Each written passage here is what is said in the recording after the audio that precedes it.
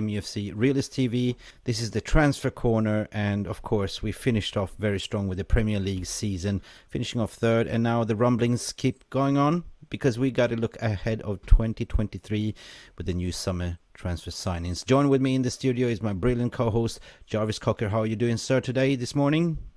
I'm feeling fine. I slept well. How are you, Mick? Fantastic. Busy. It's going to be a busy summer. I started to work as an intermediate in the transfer market in the agency side of it, as per usual, per every summer in January. So it's been a lot of interesting targets and information that's come to my attention that I want to talk to you about today, Jarvis. But of course, we're here to talk about, of course, Manchester United. And we will start with the transfer targets of the strikers in this episode, in this podcast. So this pod is all about the Erik ten Hag striker targets. In the meantime, people, take a sip on your morning brew of coffee and choice, and we will be back in about 10 seconds. In a bit.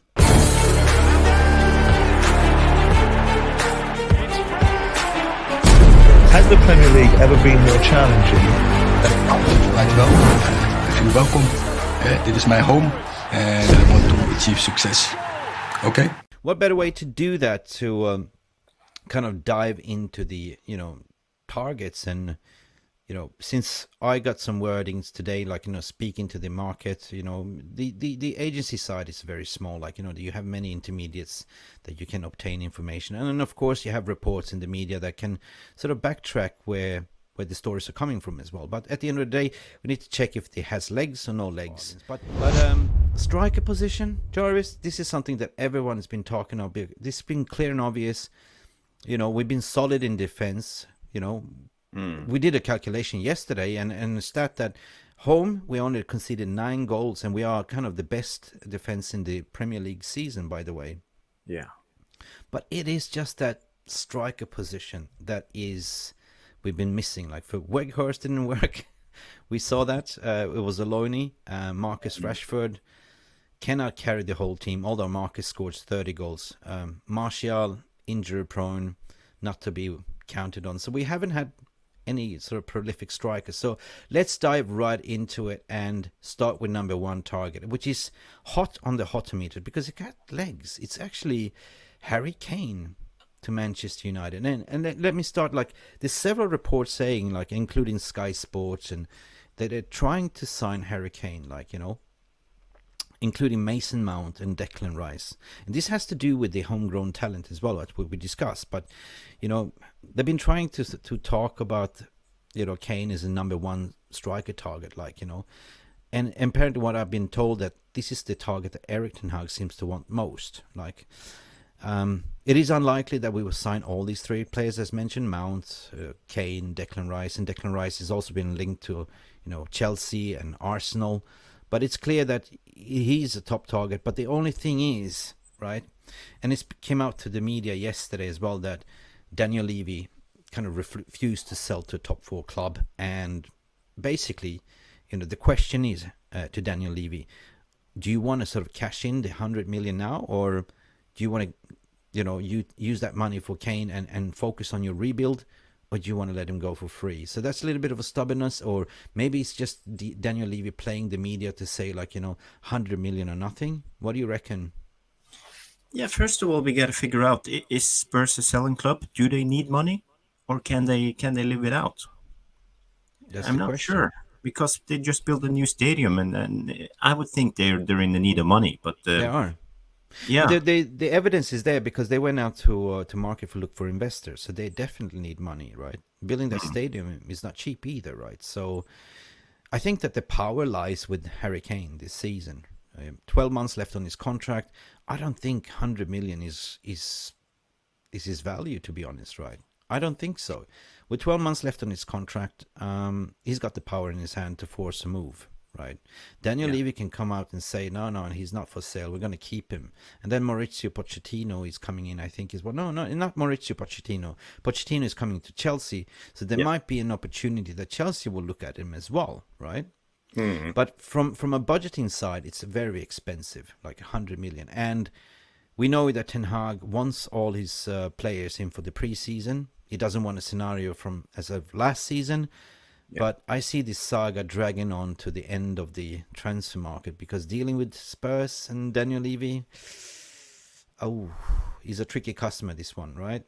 But anyway, Jarvis, the thing is, what I kind of look at Kane in terms of his attributes, I like to look at the strengths and weaknesses, right? So he's got a lot of positive strengths. Like, he's scored about 37, 38 goals in all competitions. This is a little bit outdated. 8 assists, 30 goals in the Premier League alone, which is on an average side, Spurs side.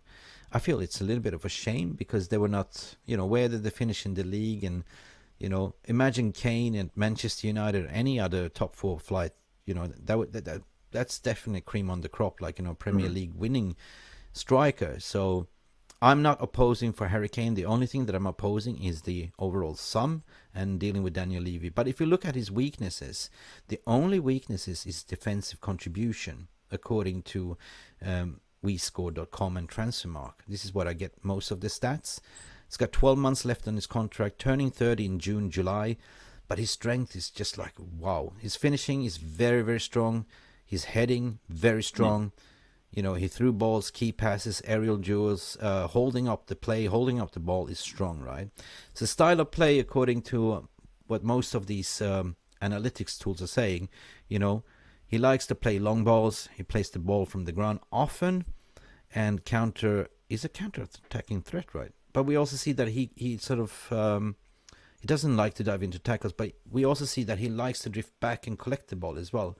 Yeah. But that is on a defensive side under Conte, when he wasn't getting much service. So that's a typical with strikers, that they like to sort of, if I'm not going to get in service, I'm going to go get the ball myself. Yeah, the thing with Kane, he's a great striker. He's evolved his game since he burst through the scene in the Premier League. Now he's become more of a playmaker kind of striker, but he still have the numbers. He still scores the goals. So he's really interesting. And in Ten Hag's team, I think Harry Kane could be a great contribution to that team, and he will fit our way of style and play and. The only thing that worries me a little bit is when he drops deep, will he crowd Bruno's space? I don't think he will need to drop deep. He just needs service. That's it. That's the only reason why Kane drops deep as well. But when he does, he's also very good on linking up the play. We've seen that, right? He's very lethal in the way he funds Son. So that partnership with Son and Kane has always been the Son and Kane.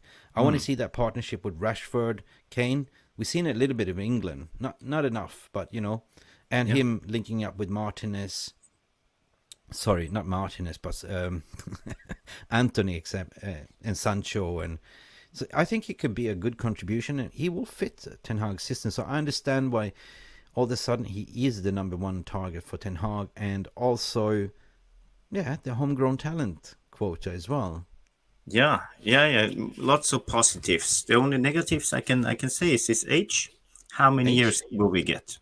He's getting it's 30 years this summer, as you said, and we have Daniel Leavy, and the third thing is maybe his wages. But and is he a winner? He's been playing on a good England team. He has never won anything. He has been playing for Spurs. He's never won anything. No, but is he the guy who can come in and drag us over the line to challenge for the title? I hope so. Erik Ten Hag knows best. That's all I'm saying. But at the end of the day, I see it from two plausible angles, right? The return on investment will not be there if you buy Harry Kane on 30 years of age and offer him a 3 years contract plus 1 extension. Then you just basically bye-bye after 34 years of age. Nobody wants to buy Harry Kane unless he goes to MLS or Saudi Arabia to play, like Ronaldo. And number two, we also know that Erik Ten Hag wants to win things fast. He doesn't have much patience. So I see that Harry Kane could contribute to the first two to 3 years and win a title. Maybe that's the way Ten Hag sees him. And if Ten Hag wants him, I definitely back him. Like, I think it could work if you look at his strengths and weaknesses. I agree. We will come back to Hotimeter later on in terms of what we agreed and don't agree. And guys, this is not a live recording. This is as actually a recorded message. So if you want to engage, leave a comments in the comments section or engage with each other in the chat room.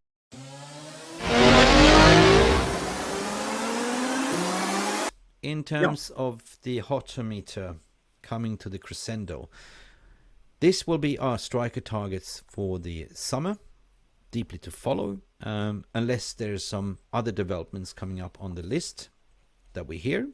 But for now, this has been what I've been told is Harry Kane, Lautaro Martinez, Victor Osimhen,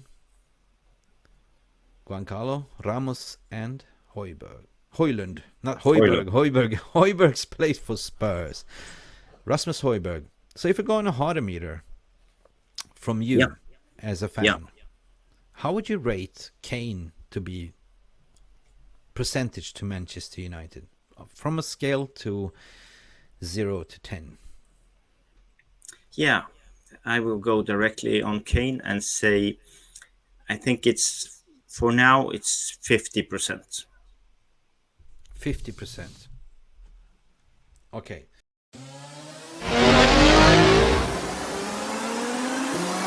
And guys, this is not a live recording. This is as actually a recorded message. So if you want to engage, leave a comments in the comments section or engage with each other in the chat room.